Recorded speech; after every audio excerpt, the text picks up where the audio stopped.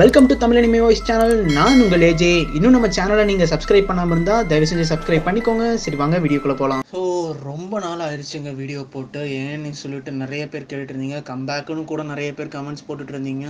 நான் ஏன் இவ்வளோ நாளாக வீடியோ போடலன்னா கொஞ்சம் பர்சனல் இஷ்யூஸ்னால தான் வீடியோ போடல. வீட்டில் ஒரு இழப்பு. ஸோ அதுலேருந்து நான் மீண்டு வரதுக்கே ரொம்ப நாட்கள் ஆயிடுச்சு. ஸ்டில் நான் ரெக்கவர் ஆகிட்டுருக்கேன். இருந்தாலும் சேனலை அப்படியே விட முடியாதுன்னு யோசிச்சு தான் சரி நம்ம ஒரு கதை எடுத்து பேச ஆரம்பிப்போம் அப்படின்னு சொல்லிட்டு ஒரு புது கதையை எடுத்துகிட்டு வந்திருக்குங்க. ஸோ பழையபடி நீங்களும் இந்த சேனலுக்கு கொஞ்சம் சப்போர்ட் பண்ண ஆரம்பிச்சிங்கன்னா ரொம்ப சந்தோஷமாக இருக்கும். ஸோ உங்கள் சப்போர்ட்டால் தான் பார்த்தீங்கன்னா சேனல் க்ரோ ஆக ஸ்டார்ட் ஆகும். ஸோ நானும் இனிமேல் உங்களுக்கு கொஞ்சம் இன்ட்ரெஸ்டிங்காகவும் நல்ல த்ரில்லாகவும் இருக்கிற ஸ்டோரிஸ் தாங்க நானும் சொல்ல போகிறேன். அடுத்ததான் நம்ம சேனலில் பார்க்க போகிற அனிமேக்கு முன்னாடி உங்களில் எத்தனை பேருக்கு ஸ்குவிட் கேம் பிடிக்கும்? ஸோ ஸ்குவிட் கேமில் பார்த்தீங்கன்னா ஏகப்பட்ட கேம்ஸு, அவங்க உயிருக்கும் ஆபத்து இருக்கும், அதெல்லாம் கடந்து வந்து ஜெயிக்கிறது அப்படின்னு சொல்லிட்டு நிறைய த்ரில்லிங்காகவும் நல்ல கேம்ஸ் வந்து டிஃப்ரெண்ட்ஸாகவும் இருக்கும். ஸோ இந்த மாதிரி ஒரு கதை எடுத்து தான் இப்போ நம்ம சேனலில் பேச போகிறோம். அனிமியோட பேர் என்னன்னு பார்த்துட்டிங்கன்னா கைஜி. சரி வாங்க இன்னைக்கு எபிசோட்குள்ளே போகலாம். ஸ்டார்டிங் சீனில் பார்த்தீங்கன்னா ஜப்பானில் ஒரு வீட்டை காட்டுறாங்க. ஸோ அங்கே ஒரு 4 பேர் உட்காந்து சீட் ஆடிக்கிட்டு இருக்காங்க. ஸோ அதில் இதோ இந்த கேரக்டர் பார்த்துட்டிங்கன்னா கைஜி. இவர் தான் இந்த கதையோட ஹீரோ. ஸோ நம்ம ஹீரோவை பற்றி சொல்லணும்னா அவர் வீட்டை விட்டு இந்த மாதிரி டோக்கியோவுக்கு வந்து 3 வருஷம் ஆயிடுச்சுங்க. ஸோ அந்த 3 வருஷமும் பார்த்தீங்கன்னா நம்ம ஹீரோ வந்து எதையாச்சும் பண்ணி சாதிக்கலான்ட்டு தான் வந்திருப்பார். ஆனால் வந்துட்டு தப்பான நிறைய டிசிஷன் எடுப்பார். அப்புறம் சரக்கு, அப்புறம் இந்த மாதிரி சீட்டு விளாடுறது, இப்படியே போயிட்டு அவர்கிட்ட இருந்த காசு எல்லாமே முடிஞ்சு அவர் இந்த மாதிரி ஒரு மன கஷ்டத்தில் உட்காந்துட்டு இருக்காரு. நம்ம வாழ்க்கையே இவ்வளோதானா அப்படிங்கிற மாதிரி ஒரு கஷ்டத்தில் உட்காந்துட்டு இருக்கும்போது அவரும் பார்த்தீங்கன்னா சரி நம்ம ஒரு வாக் போகலாம் அப்படின்னு சொல்லிட்டு போயிட்டு இருக்கும்போது அங்கே பார்த்தீங்கன்னா ஒரு காஸ்ட்லியான ஒரு கார் நின்றுருக்குங்க. நம்மளுக்கு என்னன்னா இந்த மாதிரி ஒரு காஸ்ட்லியான காரை பார்த்தாங்கன்னா அதில் இருக்கிற அந்த சிம்பிள் இல்லாட்டி அந்த காரோட டயரை வந்து பஞ்சர் ஆக்கிட்டு வந்துடுவார். இப்படி பண்ணும்போது பார்த்தீங்கன்னா அவருக்கு ஒரு ரிலீஃப் ஆகும். ஸோ அங்கே ஒரு கார் நின்று இருக்கும்போது இவர் வந்து கத்தி எடுத்து அந்த டயர்லாம் கிழிச்சு விட்டு இவ்வளோ பெரிய கார் வச்சிருக்கானா கண்டிப்பாக அவன் நல்ல வழியில் சம்பாதிச்சிருக்க மாட்டான் அப்படின்னு சொல்லிட்டு டயரை கிழிச்சு விட்டுட்டு அவர் பாட்டுக்கு திரும்பவும் வீட்டுக்கு போயிடுறாருங்க.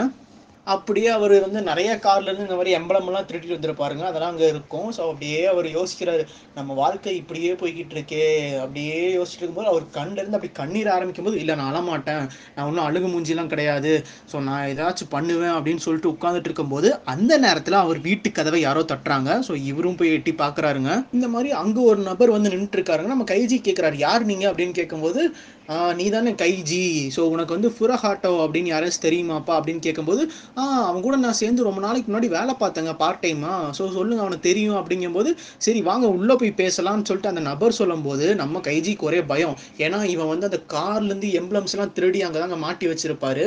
ஸோ இதெல்லாம் யாராச்சும் பார்த்துட்டாங்கன்னா பிரச்சனை ஆயிரும்னு சொல்லிட்டு இல்லை என் வீடு வந்து கொஞ்சம் குப்பையாக இருக்குது, நம்ம வேணால் வெளியே போய் பேசலாமா அப்படிங்கும்போது அந்த நபரும் இருந்துட்டு சரி வாப்பா நம்ம கார்லேயே போயிட்டு எங்கேயாச்சும் பக்கத்தில் போகலாம், ஸோ சீக்கிரம் வா அப்படின்னு சொல்லிட்டு அந்த நபரும் பார்த்தீங்கன்னா நடந்து போக ஆரம்பிச்சிடறாரு. இதான் டைம்னு பார்த்தீங்கன்னா நம்ம கைஜி வந்துட்டு அங்கே இருக்கிற எம்ப்ளம்ஸ் எல்லாம் தூக்கி ஒளிச்சு வச்சுக்கிட்டு இருக்காரு. அந்த நபரும் பார்த்தீங்கன்னா சரி நம்ம போய் கார் எடுத்துகிட்டு வருவோம் அப்படின்னு சொல்லிட்டு பார்க்கும்போது தான் அவரோட காரை வந்துட்டு யாரோ டயரை குத்தி கிழிஞ்சு இப்போ பஞ்சராகி கிடக்குது. ஸோ நம்ம கைஜி பண்ண வேலை தான். ஸோ அவரு வேறு வழி இல்லாமல் கைஜி கிட்ட போகிறாரு. ஸோ கைஜியும் வெளியே ரெடியாக நின்று இருக்கும்போது இந்த நபர் என்ன சொல்கிறாருன்னா என்னோட அசிஸ்டன்ட் வந்து ஒரு புது கார் எடுத்துகிட்டு வந்துட்டு இருக்கான், என்னோட கார் வந்துட்டு பஞ்சர் ஆயிருக்கு, அங்கே தான் நிப்பாட்டி வச்சிருந்தேன் அப்படிங்கும்போது நம்ம கைஜிக்கு தெரிஞ்சிருச்சு ஐயோ நம்ம பண்ண வேலை தான் அப்படின்ட்டு. ஸோ அந்த நபர் இருந்துட்டு சரி வாங்க உள்ளே போய் பேசலாம், கார் வரதுக்கு கொஞ்சம் நேரம் ஆகும் போல இருக்குன்னு சொல்லிட்டு 2 பேரும் பார்த்தீங்கன்னா கைஜியோட ரூமுக்கு போகிறாங்க. ஸோ கைஜியும் பார்த்தீங்கன்னா வந்த நபருக்கு வந்து டீ எல்லாம் போட்டு கொடுத்துட்டு அப்படி உட்காரும்போது சும்மா நம்ம கைஜியே பேச ஆரம்பிக்கிறாரு. இந்த மாதிரி இந்த ஊரில் நிறைய பேர் இப்படி தாங்க சுற்றுறாங்க, நல்ல காஸ்ட்லியான கார் இருந்தால் அந்த டயரை கிழிச்சு விட்டுறாங்க அப்படின்லாம் சொல்லிட்டு இருக்கும்போது அந்த நபர் வந்து கோவப்படுறாரு. அப்படின்னா நீ தாண்டா என்னோட டயரை பஞ்சர் பண்ணியிருக்க அப்படிங்கும்போது இல்லை நான் பண்ணல அப்படிங்கும்போது இங்கே பார் கைஜி, நான் வந்தோடனே உங்ககிட்ட என்ன சொன்னேன்னா டயர் பஞ்சர் ஆயிருக்குன்னு தான் சொன்னேன், யாரோ கத்தியால் கிழிச்சிருக்காங்கன்னுலாம் சொல்லலை. ஸோ இந்த வேலையை பண்ணது நீ தான் அப்படின்னு நம்ம கைஜியை பார்த்து சொல்லும்போது நம்மால் தடுமாறுறாருங்க. அப்படியே அங்கே இருக்கிற ஷெல்ஃபை தட்டுறாரு. ஸோ அதுக்கு மேலே தாங்க அவர் அந்த எம்ப்ளம்ஸ் எல்லாம் ஒழிச்சு வச்சிருந்தாரு. ஸோ அது எல்லாமே கீழே விழுகுது. இதை பார்த்தாலும் அந்த நபருக்கு கன்ஃபார்மே ஆயிடுச்சு கைஜி தான் அவரோட டயரை கிழிச்சு விட்டுருக்கான் அப்படின்னு. நம்ம கைஜி இருந்துட்டு இல்லை இது வந்துட்டு நான் எப்போவாச்சும் இந்த மாதிரி கார் பார்த்தேன்னா இந்த மாதிரி பண்ணுவாங்க, நான் மன்னிச்சிருங்கன்னொடனே அந்த நபர் வந்து ஒரு மாதிரி பார்க்குறாருங்க. நீ வாயை திறக்க ஒரு பாதாளத்துக்குள்ளே போய்கிட்டு இருக்கப்பா அப்படின்னு சொல்ல நம்ம கைஜி ரொம்ப ஷாக் ஆகுறாரு. ஸோ அந்த நபரோட அசிஸ்டண்ட்டு கார் கொண்டு வந்துடுறாருங்க. இப்போ கைஜியும் அந்த நபரும் பார்த்தீங்கன்னா அந்த காரில் போயிட்டு இருக்கும்போது நம்ம கைஜி கேட்குறான் இந்த மாதிரி உங்களோட கார் ரெடி பண்ணுறதுக்கு எவ்வளோ ஆகும்னு சொல்லுங்கள், நான் எப்படியாச்சும் ரெடி பண்ணுறேன் அப்படிங்கும்போது அந்த நபர் சொல்கிறாரு எனது கார் டயர் ரெடி பண்ணுறதா தம்பி, உனக்கு அதை விட பெரிய பிரச்சனையெல்லாம் காத்துக்கிட்டு இருக்குப்பா, ஆஃபீஸ் போயிட்டு பேசிக்கலாம் அப்படின்னு சொல்லிட்டு 2 பேரும் ஆஃபீஸ் போகிறாங்க. ஸோ இப்போ ஆஃபீஸ்க்கு வந்து தாங்க அவங்க பேச ஆரம்பிக்கிறாங்க. இந்த மாதிரி நம்ம கைஜிக்கு தெரிஞ்ச அந்த ஃபுராஹாட்டோங்கிற அந்த நபர் வந்துட்டு காணாமல் போயிடுறாருங்க. ஸோ இதை கேட்டு தான் நம்ம கைஜி கிட்ட வந்திருப்பாங்க. அவரு சொல்கிறாரு, இந்த மாதிரி என் கூட ஒர்க் பண்ணாரு, ஆனால் எனக்கு இப்போ அவன் எப்படி இருக்கான்லாம் தெரிலங்க, எங்கே போனான்னு தெரிலங்கும் போது, தம்பி இங்கே தான்ப்பா பிரச்சனையே ஆரம்பிக்குது. அந்த ஃபுராஹாட்டோ எங்ககிட்ட கடனுக்கு அமௌண்ட் வாங்கியிருக்கான், அதுக்கு கேரண்டியாக நீ தான் கையெழுத்து போட்டிருக்க.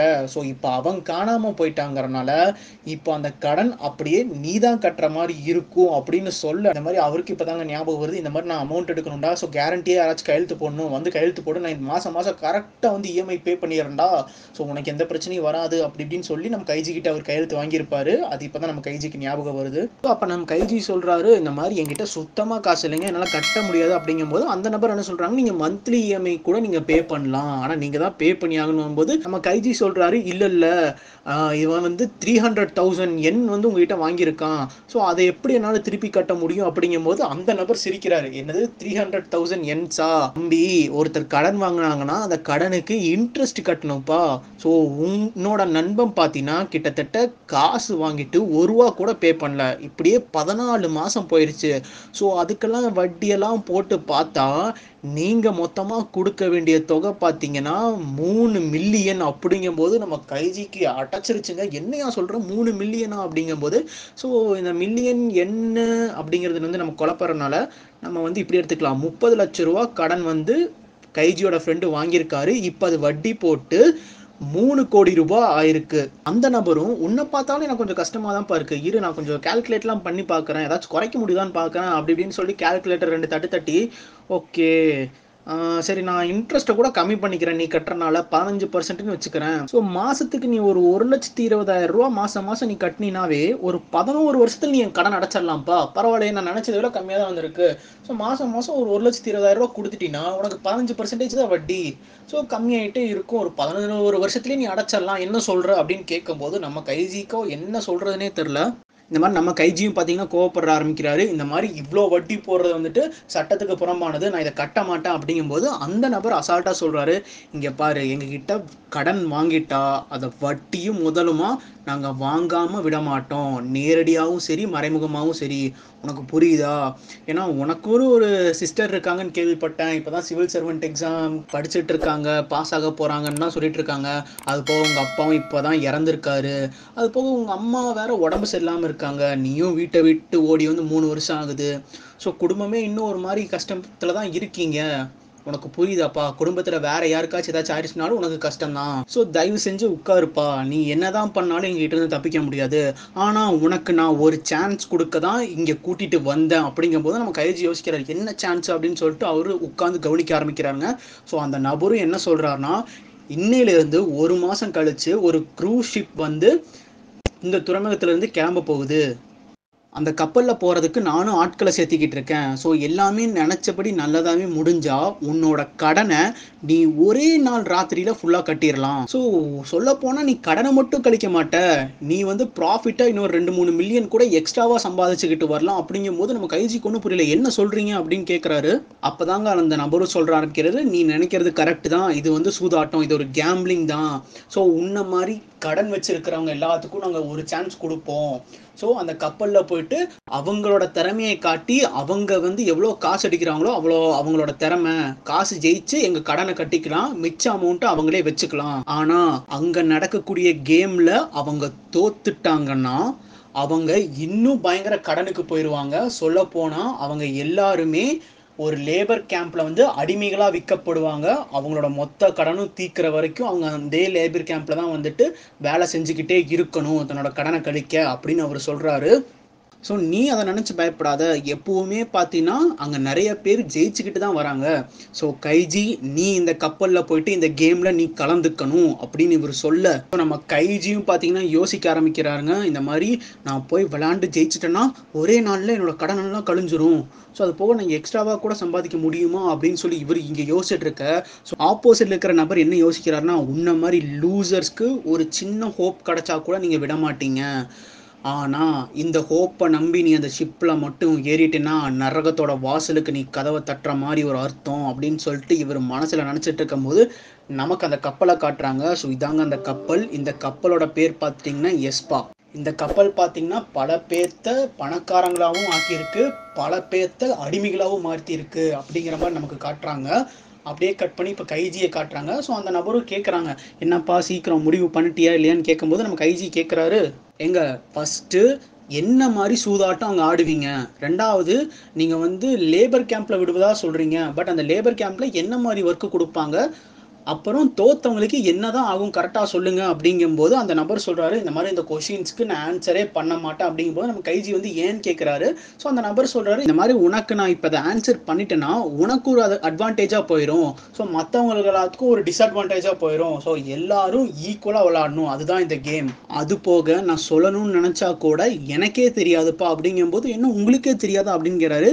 ஆமாம்ப்பா, ஸோ இந்த மாதிரி ரொம்பவுமே கடன் தொல்லையாக இருக்கிறவங்களுக்கு ஹெல்ப் பண்ணுறதுக்காக டாப்பில் இருக்கக்கூடிய ஒரு ஃபினான்ஸ் கம்பெனி தான் பார்த்தீங்கன்னா இந்த கேமே நடத்துது. இதில் ஒன்றும் அவங்களுக்கு பெருசாக லாபம் வர போகிறதில்ல. ஆனால் ஒன்று புரிஞ்சுக்கோ, கப்பலில் நடக்கக்கூடிய அந்த சூதாட்டத்துக்கும் கெசினோவில் நடக்கக்கூடிய அந்த சூதாட்டத்துக்கும் வித்தியாசம் இருக்குது. கெசினோவில் உனக்கு பிடிச்சா நீ கட்டலாம் அப்படிங்கிற மாதிரி தான் இருக்கும். ஆனால் கப்பலில் நடத்த போகிற சூதாட்ட கேம் பார்த்துட்டிங்கன்னா நீ கண்டிப்பாக அது விளாண்டுதான் ஆகணும். ஏன்னா நிறைய காம்படிட்டர்ஸ் இருப்பாங்க, ஜெயிக்கணும்னு பார்ப்பாங்க. ஸோ நீ கண்டிப்பாக அதை விளாட்ற மாதிரி தான் இருக்கும். ஆனால் போன டைம் வந்து நடந்த கேமில் பாதிக்கு பாதி எல்லாரும் ஜெயிச்சு தான் வெளியே வந்தாங்க. அப்படிங்கும்போது நம்ம கைஜி யோசிக்கிறாரு, இது பாதிக்கு பாதி எல்லாம் ஜெயிச்சுட்டு வெளியே வந்தாங்களா அப்படிங்கும்போது, ஆமாம் நீ தோத்தா மட்டும் என்ன ஆக போகுது, அவங்களே உனக்கு வேலையும் கொடுத்துருவாங்க, சம்பளமும் கொடுப்பாங்க, நீ அந்த வேலை செஞ்சு அந்த சம்பளத்தை நீ அவங்களுக்கு கொடுத்து எவ்வளோ வருஷமோ அவ்வளோ வருஷத்தை நீ இஎம்ஐ கட்டிகிட்டே இருக்கணும், அவ்வளோதான். நீ இங்கே சும்மா வாழ்றதுக்கு நீ அங்கேயே போய் வேலை கூட செய்யலாமே அப்படின்லாம் அவர் சொல்லிட்டு இருக்காரு. ஆனால் நம்ம கைஜி நல்லா யோசிச்சுக்கிட்டே இருக்காருங்க, என்ன போகலாமா வேணாமான்னு யோசிச்சுக்கிட்டே இருக்காரு. அந்த நபரும் பார்த்தீங்கன்னா பேச ஆரம்பிக்கிறாரு, நீ இப்போ ஏன் தெரியுமா இவ்வளோ யோசிக்கிற, ஏன்னா இது வரைக்கும் சின்ன விஷயத்தில் கூட நீ ஜெயிச்சது கிடையாது. நீயே யோசிச்சு பாரு, ஒரு 100 மீட்டர் இருக்கக்கூடிய ஹைட்டில் இருக்கக்கூடிய பேஸ்கெட் பாலில் பாலை போடுனா நீ என்ன பண்ணுவ, யோசிச்சுக்கிட்டு நின்றுக்கிட்டு இருப்ப, அதை ட்ரை கூட நீ பண்ண மாட்ட. இவ்வளோ ஹைட்டில் இருக்கே நம்மளால் போட முடியுமா முடியாதான்னு கூட நீ யோசிச்சுக்கிட்டே அப்படியே நின்றுக்கிட்டே இருப்ப. அதனால தான் நீ ஆசைப்பட்டு வாங்கணும்னு நினைக்கிற பொருளெல்லாம் ஒரு ஸ்டோரில் கண்ணாடிக்கு பின்னாடி தான் அது இருக்குது. அது உன் கையிலையோ இல்லை உன் வீட்லேயோ அது இல்லை. ஏன் உனக்கே பார்த்தீங்கன்னா நிறைய கார் வாங்கணும், லக்ஸூரியஸான கார் வாங்கணும்னு ஆசை. ஆனால் உன்னால் முடியாதுன்னு தெரிஞ்சு தான் உன் கோவத்தை அங்கே இருக்கக்கூடிய காஸ்ட்லி கார் மேலே காமிச்சிக்கிட்டு இருக்க, டயரை கிளிக்கிறது, அதோட சிம்பிளை எடுக்கிறதுன்னு சொல்லிட்டு. ஏன்னா இந்த உலகத்தில் எல்லாத்துக்கும் தேவைப்படுறது பணம். அந்த பணத்தை சம்பாதிக்கிற வழி தான் இங்கே யாருக்கும் தெரிய மாட்டேது. காலையில் வேலைக்கு போகிறாங்க திரும்ப வராங்க, காலையில் வேலைக்கு போகிறாங்க திரும்ப வராங்க, மாதம் மாதம் அவங்களுக்கு இந்த இஎம்ஐ பிரச்சனை தான் பெரும் பிரச்சனையாக இருக்குது. வாங்குற சம்பளத்தில் பாதி இஎம்ஐ கட்டிட்டு மிச்ச சம்பளத்தை வச்சு எப்படா குடும்பத்தை ஓட்டலாம் அப்படிங்கிற சராசரி வாழ்க்கை தான் இங்கே எல்லாரும் வாழ்ந்துக்கிட்டு இருக்காங்க. ஆனால் இந்த மாதிரி வாய்ப்பு யாருக்குமே கிடைக்கிறது இல்லை. ஒரே நாள் ராத்திரி ஒரே கேம், இந்த கேமை மட்டும் நீ சக்ஸஸ்ஃபுல்லாக முடிச்சுட்ட, நீ ஒரு பணக்காரன். ஸோ நீ நினைக்கிறது எல்லாம் வாங்கலாம், நீ சின்ன வயசுலேருந்து ஆசைப்பட்ட அந்த வாழ்க்கையை நீ வாழலாம். ஸோ நல்லா யோசிச்சு முடிவு கைஜி அப்படின்னு இவர் சொல்ல நம்ம கைஜி யோசிக்க ஆரம்பிக்கிறாருங்க. ஆமாம் இவர் சொல்கிறதெல்லாம் கரெக்டு தான், நான் ஏன் இவ்வளோ தயக்கப்பட்டுக்கிட்டு இருக்கேன், முடிவு டக்குன்னு எடுக்கணுமே அப்படின்னு சொல்லிட்டு கைஜி யோசிச்சுக்கிட்டு இருக்கும்போது அவரோட அசிஸ்டன்ட் உள்ளே வராருங்க. வந்துட்டு பாஸ் இந்த மாதிரி உங்களுக்கு ஒரு கால் வந்திருக்கு அப்படின்னோடனே இவரும் போய் ஃபோன் எடுத்து பேசுகிறாருங்க. சொல்லுங்கள் அப்படின்னு கேட்டுட்டு இருக்கும்போது அவரும் பேசி முடிச்சுட்டு ஃபோன் வைக்கிறாரு. இப்போ அந்த ஷிப்பில் இருந்து தான் கூப்பிட்டாங்க, இன்னும் 2 ஸ்பாட் தான் காலியாக இருக்காம கைஜி. ஸோ நல்லா யோசிச்சுக்கோ, நான் மட்டும் இங்கே ஆள் சேர்த்தலை, நிறைய பேர் இந்த மாதிரி இந்த ரீபேமெண்ட் ஸ்கீமுக்காக நிறைய இடத்துலேருந்து ஆள் சேர்த்திட்டு இருக்காங்க. ஸோ சீக்கிரம் முடிவெடுன்னு சொல்லவே அவருக்கு ஒரு கால் வருதுங்க. ஸோ நம்ம கைஜி யோசிக்கிறார், ஐயோ என்ன பண்ணன்னு தெரியலையே அப்படிங்கும்போது நம்ம கைஜி யோசிக்க ஆரம்பிக்கிறார், இந்த மாதிரி இன்னும் 2 ஸ்பாட் தான் காலியாக இருக்கா, என்ன பண்ணன்னு தெரியலையே, போகலாமா வேணாமா அப்படின்னு சொல்லிட்டு குழப்பத்தில் இருக்கும்போது அவர் ஃபோனை வச்சிடறாரு. இந்த மாதிரி கடைசியாக இருந்த 2 ஸ்பாட்டுக்கும் ஆள் ஃபில் ஆயிருச்சு, ஸோ அவ்வளோதான் எல்லாம் முடிஞ்சு போச்சு கைஜி அப்படின்னு இவர் சொல்ல நம்ம கைஜி இருந்துட்டு யோசிக்கிறாரு, என்னது முடிஞ்சிருச்சா, இல்லை வெயிட் பண்ணுங்க, இப்போ உங்களால் ஏதாச்சும் பண்ண முடியுமா அப்படின்னு நம்ம கைஜி கேட்க அவர் கேட்குறாரு, அப்படின்னா நீங்கள் கலந்துக்கணும்னு ஆசைப்படுறியாங்கும் போது ஆமாம் கொஞ்சம் ஹெல்ப் பண்ணுங்க ப்ளீஸ்ன்னு நம்ம கைஜி கெஞ்சுறாருங்க. இவர் வந்துட்டு சரிப்பா நான் என்ன ஆகுதுன்னு பார்க்குறேன் அப்படின்னு சொல்லிட்டு அந்த ஃபோன் எடுத்து இந்த மாதிரி கால் பண்ணி பேச ஆரம்பிக்கிறாருங்க. ஸோ பேசிட்டு வச்சோன்னே, இப்போ உனக்குன்னு நான் ஒரு ஸ்பாட் எக்ஸ்ட்ராவாக கேட்டு வாங்கியிருக்கேன், ஸோ நீயும் அந்த ஷிப்பில் போக போகிற, ஹாப்பி தானே அப்படின்னு கேட்கும்போது நம்ம கைஜி இருந்துட்டு ரொம்ப சந்தோஷம், இந்த மாதிரி நீங்கள் ஹெல்ப் பண்ணதுக்கு நான் உங்களை மறக்கவே மாட்டேன் அப்படி இப்படின்னு சொல்கிறாரு. ஆனால் நீ போகிறதுக்கு முன்னாடி இதோ இந்த டாக்குமெண்ட்டில் சைன் போட்டிருப்பா, ஸோ இந்த டேர்ம்ஸ் அண்ட் கண்டிஷன்ஸ்க்கு நீ ஒத்துக்கிட்ட அப்படின்னு சொல்லிட்டு கைஜிகிட்ட கையெழுத்து வாங்கிட்டு நம்ம கைஜியும் பார்த்தீங்கன்னா நன்றி சொல்லிட்டு கிளம்புறாருங்க. ஸோ அப்போ அந்த பாஸும் பார்த்தீங்கன்னா அவர் அசிஸ்டண்ட்டும் பேசிகிட்டு இருக்காங்க, இந்த மாதிரி ஒரு சும்மா ஒரு ஃபோன் கால் வந்துச்சு அப்படின்னு சொன்னதுக்கே பார்த்தியா பையன் மிரண்டு போயிட்டு ஒத்துக்கிட்டான், இந்த மாதிரி லூசர்ஸோட மைண்ட் செட் இப்படி தான் இருக்கும். தனக்கு ஒன்று தேவை, அதை நம்ம ட்ரை பண்ணணும்னு தோணும். பட் அது பண்ணலாமா வேணாமாங்கிறது அவங்க ரொம்ப நேரம் யோசிச்சுக்கிட்டு இருப்பானுங்க. சப்போஸ் அந்த சான்ஸ் வந்து கை நழுவி போகுது அப்படிங்கும்போது சரி நம்ம சும்மானாச்சும் ட்ரை பண்ணிடுவோம் அப்படின்னு சொல்லிட்டு அந்த மென்டாலிட்டியில் அவங்க எதாக இருந்தாலும் ஓகே தான் சொல்லுவாங்க. இதே ட்ரிக்கு தான் நான் இப்போ கைஜிக்கிட்டையும் யூஸ் பண்ணேன். அவன் ஓகேன்னு சொல்லிட்டான். ஸோ இவனை மாதிரி ஆட்கள் கண்டிப்பாக அந்த கேமில் ஜெயிக்க மாட்டானுங்க. ஸோ முடிவெடுக்கக்கூடியது தான் அங்கே ரொம்பவுமே முக்கியம். இதெல்லாம் இவனுங்க எப்போ கற்றுக்க போகிறான்னு தெரில. இவெல்லாம் இந்த ஷிப்பில் கொஞ்ச நேரம் கூட தாங்க மாட்டான்னு நினைக்கிறேன் அப்படின்னு இவர் சொல்கிறாருங்க. ஸோ அப்படியே கட் பண்ணி கரெக்டாக 1 மாதம் கழித்து துறைமுகத்தில் காட்டுறாங்க. அந்த கப்பலில் ஏற்றுறதுக்காக எல்லாம் ரெடியாக நின்றுக்கிட்டு இருக்காங்க. நம்ம கைஜியும் பார்த்தீங்கன்னா கப்பல் கிட்ட வந்துடுறாரு. ஸோ ஒவ்வொருத்தவங்களுக்கும் ஒவ்வொரு டைமிங் சொல்லியிருப்பாங்க. இந்த டைமிங்கில் தான் நீங்கள் வரணும்னு. நம்ம கைஜியும் பார்த்தீங்கன்னா அவருக்கு சொன்ன டைமிங்கில் வந்திருக்காரு. ஸோ அவரோட பாடியை ஃபுல்லாக செக் பண்ணுறாங்க. இந்த மாதிரி வெப்பன்ஸ் ஏதாச்சும் வச்சிருக்காரா, மொபைல்ஸ் ஏதாச்சும் வச்சிருக்காங்களா அப்படின்னு சொல்லிட்டு எல்லாம் செக் பண்ணி இருந்தால் வாங்கி வச்சிருவாங்க. அதுக்கப்புறம் அவங்களோட ஐடென்டிட்டி வெரிஃபை பண்ணுறாங்க. இந்த ஆள் தானா கைஜி அப்படின்னு சொல்லிட்டு ஐடென்டிட்டிலாம் வெரிஃபை பண்ணிவிட்டு அதுக்கப்புறம் தான் பார்த்தீங்கன்னா அவங்க கப்பல்லே பார்த்தீங்கன்னா அலோவ் பண்ணுறாங்க. நம்ம கைஜியும் பார்த்தீங்கன்னா அந்த ஷிப்புக்குள்ளே வந்துட்டு அங்கே இருக்கிற ஒரு ரூம்குள்ளே போகிறாருங்க. கிட்டத்தட்ட நிறைய பேர் அவர் மாதிரி வந்து அவங்க உட்காந்துக்கிட்டு இருக்காருங்க. கிட்டத்தட்ட 60-70 பேர் இருப்பாங்க போல இருக்குது. ஸோ அத்தனை பேரும் பார்த்தீங்கன்னா கடன் வாங்கி கட்ட முடியாமல் இந்த மாதிரி கேம் விளாண்டு நம்ம எப்படியாச்சும் கடனை தீர்த்துக்கலாம் அப்படின்னு சொல்லிட்டு வந்திருக்காங்க போல இருக்குது. ஸோ அந்த டைமில் பார்த்தீங்கன்னா ஒரு ட்ராலியை தள்ளிட்டு 3 பேர் வராங்க. ஸோ அவர் என்ன சொல்கிறாருன்னா இந்த மாதிரி உங்களுக்கான அவார்ட் ஃபண்டை நான் வந்து தரலான்ட்டு இருக்கேன் அப்படின்னு சொல்லிட்டு அந்த ட்ராலி இருக்கக்கூடிய போர்வையை தூக்குறாரு. பார்த்தா கட்டுக்கணக்காக அவ்வளோ காசு இருக்குது. ஸோ எல்லாருமே ஆச்சரியமாக பார்த்துட்டு இருக்காங்க, என்னடா இவ்வளோ பணமா அப்படின்ட்டு. ஸோ அந்த நபரும் இப்போ பேச ஆரம்பிக்கிறாருங்க. அதாவது நீங்கள் எல்லாருமே இந்த காசை வாங்கிக்கணும். மினிமம் அமௌண்ட் பார்த்தீங்கன்னா எல்லாரும் 1 கோடி ரூபா வாங்கிக்கணும். மேக்ஸிமம் அமௌண்ட் பார்த்தீங்கன்னா 10 கோடி வரைக்கும் நீங்கள் வாங்கிக்கலாம். ஸோ அட்லீஸ்ட் ஒரு ஆள் வந்துட்டு 1 கோடினாச்சும் மினிமமாக வாங்கியிருக்கணும். அதுக்கான வட்டி பார்த்தீங்கன்னா 1.5% நீங்கள் வட்டி கட்டணும் ஒவ்வொரு 10 நிமிஷத்துக்கும். ஸோ இந்த கப்பல் பயணம் கிட்டத்தட்ட 4 மணி நேரம் நடக்கும். ஸோ 4 மணி நேரம் முடியும் போது நீங்கள் எவ்வளோ அமௌண்ட் வாங்குறீங்களோ அதுக்கு நீங்கள் 40% எக்ஸ்ட்ரா நீங்கள் கொடுக்கணும் அப்படின்னு சொல்லி அங்கே இருக்கிறவங்கள கத்த ஆரம்பிக்கிறாங்க. ஏன்னா நாங்கள் ஆல்ரெடி கடன் வாங்கி கட்ட முடியாமல் தான் இங்கே வந்திருக்கோம். இப்போ உங்ககிட்ட இருந்து காசு வாங்கி மறுபடியும் அதை நாங்கள் கட்ட முடியாமல் போகணுமா? ஸோ இதெல்லாம் என்ன, இதெல்லாம் சீட்டிங்கா அப்படி இப்படின்னு சொல்லிட்டு எல்லாரும் வந்து கத்த ஆரம்பிக்கிறாங்க. ஸோ அங்கிருந்து நபரும் என்ன சொல்கிறாருன்னா, இங்கே பாருங்கள் உங்களுக்கான ஒரு சூப்பர் வாய்ப்பு தான் இது. ஸோ நீங்கள் இந்த கேம்லலாம் ஜெயிச்சிட்டிங்கன்னா இதில் வரக்கூடிய வட்டி காசெல்லாம் நீங்கள் அசால்ட்டாக நீங்கள் கட்டிட்டு போகலாம் அப்படின்னு சொல்லும்போது அந்த நபர் அங்கே கூட்டத்தில் இருக்கக்கூடிய ஒரு நபர் என்ன சொல்கிறாருன்னா, இல்லை நீங்கள் வந்து நாங்கள் கடன் வாங்கினால எங்களை வச்சு அட்வான்டேஜாக எடுத்துக்கிட்டு இருக்கீங்க, இந்த கடன் வாங்க அந்த கடன் வாங்குன்னு இன்னும் நீங்கள் இந்த கடனாளியாக தான் ஆக்க விரும்பப்படுறீங்க. ஸோ நீங்கள் வந்துட்டு இந்த மாதிரி ஃபோர்ஸ் பண்ணீங்கன்னா நாங்கள் இந்த கப்பலை விட்டே வெளியே போயிடுவோம் அப்படின்னு இவர் சொல்ல, ஸோ அங்கேருந்து பாதி பேர் பார்த்தீங்கன்னா ஆமாம் நாங்களும் வெளியே போயிடுறோம் அப்படின்னு சொல்ல ஆரம்பிக்கும் போது அங்கேருந்து இன்சார்ஜ் என்ன சொல்கிறாருன்னா, சரிப்பா உங்கள் இஷ்டம், நாங்கள் யாருமே உங்களை தடுக்க மாட்டோம், கப்பல் இன்னும் புறப்படல, ஸோ நீங்கள் தயவு செஞ்சு வெளியே போகிறதுனா உங்கள் இஷ்டம், நீங்கள் வெளியே போகலாம், நாங்கள் உங்களை தடுக்க மாட்டோம். ஆனால் நல்லா யோசிச்சுக்கோங்க, அடுத்த ஒரு 10-20 வருஷத்துக்கு நீங்கள் இஎம்ஐ அது இதுன்னு சொல்லிட்டு கட்டிகிட்டே தான் இருக்கணும். ஸோ உங்கள் விருப்பம் அப்படின்னு சொல்ல எல்லாரும் வாயடைச்சு போய் அமைதியாக உட்காந்துடுறாங்க. ஸோ அங்கே இருக்கிறவங்களும் எல்லாம் அமைதியாகிடுறாங்க. ஸோ சரிப்பா நீங்கள் என்ன காசு வாங்குறீங்களா இல்லையான்னு அந்த இன்சார்ஜ் கேட்கும்போது, சரி 1 மில்லியன் எனக்கு கொடுத்து தொலைங்க. ஏன்னா 1 மில்லியன் தான் பார்த்தீங்கன்னா ரொம்ப லீஸ்டான அமௌண்ட். அது 1 மில்லியன்னா 1 கோடின்னு வச்சுக்கோங்க. 1 கோடி தான் பார்த்தீங்கன்னா ரொம்ப லீஸ்டான அமௌண்ட் சொல்லிட்டு மேக்ஸிமம் எல்லாரும் 1 கோடின்னு தான் வாங்கிட்டு போயிட்டு இருக்காங்க. அந்த கூட்டத்தில் வந்துட்டு நம்ம கைஜியும் நின்று எல்லாரும் பார்த்துக்கிட்டு இருக்காருங்க. நம்ம கைஜியும் பார்த்துட்டு கண்டிப்பாக எல்லாரும் 1 கோடி தான் வாங்குவாங்க, ஏன்னா அதுதானே இன்ட்ரெஸ்ட் ரேட் கம்மியாக வரும். ஸோ இங்கே கேமில் தேய்ச்சிட்டா இன்ட்ரெஸ்ட் ரொம்ப கம்மியாக கட்டிக்கலாம், ஸோ எல்லாருமே 1 கோடி தான் வாங்குவாங்க அப்படின்னு சொல்லிட்டு இது யோசிச்சுக்கிட்டு இருக்கும்போது பின்னாடி இருந்து ஒரு நபர் வந்து சிரிச்சுக்கிட்டே வராருங்க. இந்த மாதிரி முட்டா பசங்களா உங்களுக்கு என்னன்னே தெரியலையாடா, ஏன்னா நீங்கள் என்ன மாதிரி கேம் விளாட போறீங்கன்னே உங்களுக்கு தெரியல, இந்த காசு இவனுக்கு எதுக்கு கொடுக்குறானுங்கன்னு தெரியல, பட் அது தெரியாமையே எனக்கு கம்மி அமௌண்ட்டு போதும் நீங்கள் வாங்கிட்டு போகிறீங்க, மேபி இந்த காசை வச்சு அங்கே ஒரு பெரிய கேம் இருந்தால் என்னடா பண்ணுவீங்க அப்படின்னு சொல்லிட்டு அந்த நபர் முன்னாடி போய் நின்றுட்டு 10 மில்லியன் அதாவது 10 கோடி எனக்கு கொடுங்க அப்படின்னு சொல்லிட்டு வாங்கிக்கிறாருங்க. இதை பார்த்துன்னு அங்கே இருக்கிற எல்லாருமே பயங்கர ஷாக் ஆகுறாங்க. ஸோ இதை பார்த்தோன்னு நம்ம கைஜிக்கு அப்போ தான் புரியுது, ஆமாம் நம்ம வந்து இந்த மாதிரி லூசர்ஸ் மாதிரி யோசிக்கக்கூடாது, நம்ம கொஞ்சம் டிஃப்ரெண்ட்டாக யோசிக்கணும். ஏன்னா நம்ம சாதாரண மக்கள் மாதிரி யோசிச்சுக்கிட்டே இருந்தோம்னா நம்ம இந்த கேமில் கண்டிப்பாக தோற்றுருவோம், நான் வேறு மாதிரி யோசிக்கணும் அப்படின்னு சொல்லிட்டு நம்ம கைஜியும் போய் நின்றுட்டு, என் பேர் கைஜி, எனக்கு வந்து 10 மில்லியன் வேணும் அப்படின்னு சொல்லிட்டு நம்ம கைஜியும் 10 மில்லியன் வாங்குறாருங்க. ஸோ அங்கே இருக்கிற எல்லாருமே மறுபடியும் ஷாக் ஆகுறான்ட்டு, இவன் 10 கோடி வாங்குறான்டா அப்படின்னு சொல்லிட்டு எல்லாருமே பார்க்குறாங்கங்க. அதுக்கப்புறம் வந்த பார்ட்டிசிபென்ட்ஸ் எல்லாருக்கும் பார்த்தீங்கன்னா அவங்க பேக்கெட் இருக்கக்கூடிய இடத்துல ஒரு வெல்க்ரோ மாதிரி ஒரு பிளேட் மாதிரி கொடுக்குறாங்க. அவங்களும் அதை எல்லாமே மாட்டிக்கிறாங்க. அதுக்கப்புறம் எல்லாருக்கும் கையில் பார்த்தீங்கன்னா 2 என்வலப் கொடுக்குறாங்க. என்வலப் ஏ என்வலப் பின்னு சொல்லிட்டு 2 என்வலப் கையில் கொடுத்துக்கிறாங்க.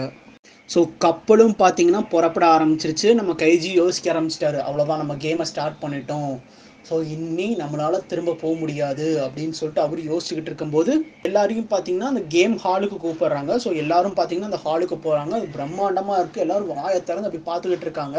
ஸோ இந்த இடத்துல தான் வந்து கேமோட ரூல்ஸை வந்து நாங்கள் சொல்ல போகிறோம் அப்படின்னு சொல்லிட்டு ஒரு பர்சனை காட்டுறாங்க. ஸோ இந்த ஆளோட பேர் பார்த்தீங்கன்னா டோனிகாவா. ஸோ இந்த பர்சனை கொஞ்சம் பார்த்துக்கோங்க, ஏன்னா ஃபியூச்சரில் நிறைய எபிசோட்ஸ் இவர் வருவார். ஸோ டோனிகாவா வந்துட்டு பேச ஆரம்பிக்கிறாரு. இந்த மாதிரி இந்த இடத்துல நாங்கள் ரூல்ஸை வந்து இப்போ எக்ஸ்பிளைன் பண்ண போகிறோம். அதுவும் ஒரே டைம் தான் நாங்கள் எக்ஸ்பிளைன் பண்ணுவோம்.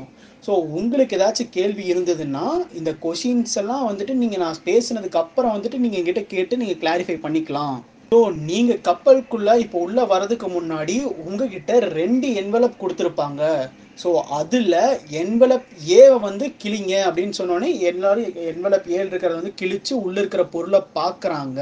ஸோ பார்த்த எல்லாரும் பயங்கர ஷாக் ஆகுறாங்க, என்னடா இது அப்படின்னு சொல்லிட்டு. நம்ம கைஜியும் அப்படி தாங்க உள்ளேருந்து எடுத்து பார்க்குறாரு.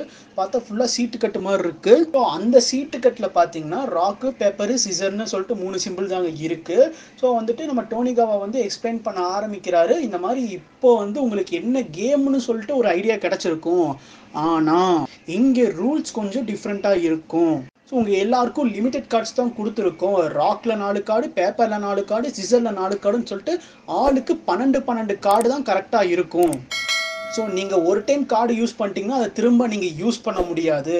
ஸோ இந்த கேமோட பேர் என்னன்னு பார்த்துட்டிங்கன்னா restricted rock paper Caesar. So கேமை ஸ்டார்ட் பண்ணலாமா அப்படின்னு நம்ம டோனிகாவா இங்கே கேட்க அப்படியே இந்த எபிசோடை முடிக்கிறாங்க.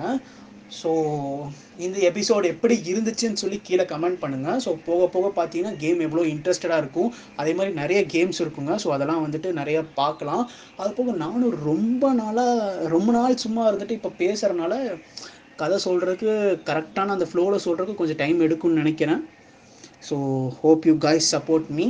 இந்த வீடியோ உங்களுக்கு பிடிச்சிருந்தா மறக்காமல் லைக் பண்ணுங்கள், சப்ஸ்கிரைப் பண்ணுங்கள். அது போக உங்கள் ஃப்ரெண்ட்ஸ் அண்ட் ஃபேமிலிஸ்க்கு ஷேர் பண்ணுங்கள். நீங்கள் என்ன இன்ஸ்டாகிராமில் ஃபாலோ பண்ணணும்னு நினச்சிங்கன்னா இன்ஸ்டாகிராமில் நீங்கள் என்ன ஃபாலோ பண்ணலாம். டெலிகிராமோட குரூப் சேனலில் நீங்கள் ஃபாலோ பண்ணிக்கலாம். இந்த வீடியோ உங்களுக்கு பிடிச்சிருந்ததுன்னா இந்த வீடியோ பற்றின கமெண்ட் சொல்லுங்கள். நம்ம சேனல் இன்னும் நீங்கள் சப்ஸ்கிரைப் பண்ணலினா தயவு செஞ்சு சப்ஸ்கிரைப் பண்ணிக்கோங்க. அது போக அந்த பெல் ஐக்கானையும் கிளிக் பண்ணிக்கோங்க. அப்போ தான் நம்ம போடுற வீடியோவோட நோட்டிஃபிகேஷன் உங்களுக்கு வரும். நம்ம சேனலில் இதுக்கு முன்னாடி நிறைய அனிமே எடுத்து பேசியிருக்கோங்க. அது பார்க்கலனாவும் அதையும் போய் பாருங்கள். இந்த மாதிரி கதை கேட்கக்கூடிய ஃப்ரெண்ட்ஸுக்கும் ஷேர் பண்ணுங்கள். நம்ம சேனலோட டெலிகிராம் லிங்க்கும் இன்ஸ்டாகிராம் லிங்க்கும் உங்களுக்கு நான் டிஸ்கிரிப்ஷனில் தரேன். ஃபாலோ பண்ணாதவங்களாம் போய் ஃபாலோ பண்ணிக்கோங்க. நாளைக்கு இந்த அனிமையோட அடுத்த 2 எபிசோடோட உங்களை சந்திக்கிறேன். தேங்க்யூ.